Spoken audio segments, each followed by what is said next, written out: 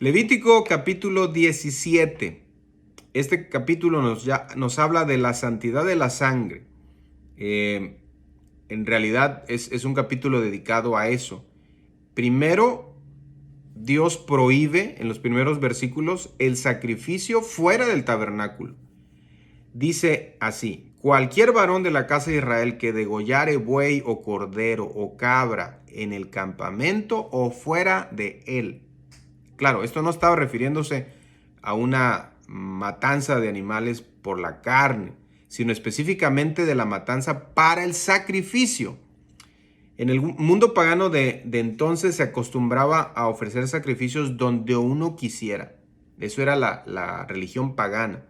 Pero en este caso Dios hace una indicación clara que todo sacrificio debe hacerse a la puerta del tabernáculo, en el tabernáculo.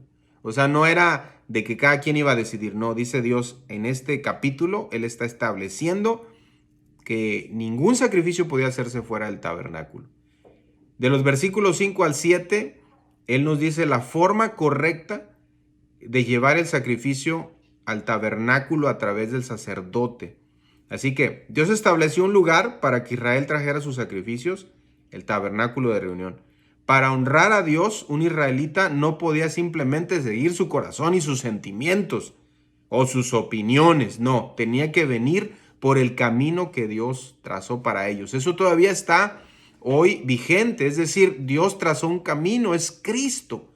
Y no es de que la gente tiene que acercarse a Dios como lo siente o como pueda. No, es a través de Cristo Jesús. También dice, nunca más sacrificarán sus sacrificios a los demonios tras de los cuales han fornicado.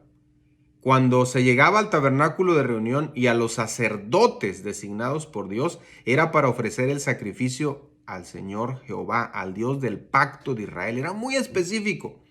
Debían de tener sus sacrificios a los demonios y llevar sus sacrificios solo a Dios en el tabernáculo y con los sacerdotes que Dios había escogido.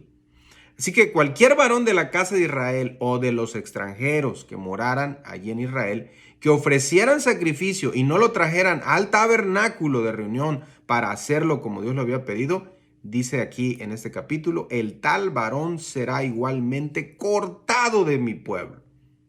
Más claro no se puede. En la segunda parte de este capítulo, Dios prohíbe comer sangre. Es muy importante esta parte porque hay una santidad de la sangre. No por la sangre en sí misma, sino por lo que representa. A la persona que comiere sangre, dice el texto, esto está de los versículos 10 al 12, dice el texto, yo pondré mi rostro contra la persona que comiere sangre y la cortaré de entre su pueblo.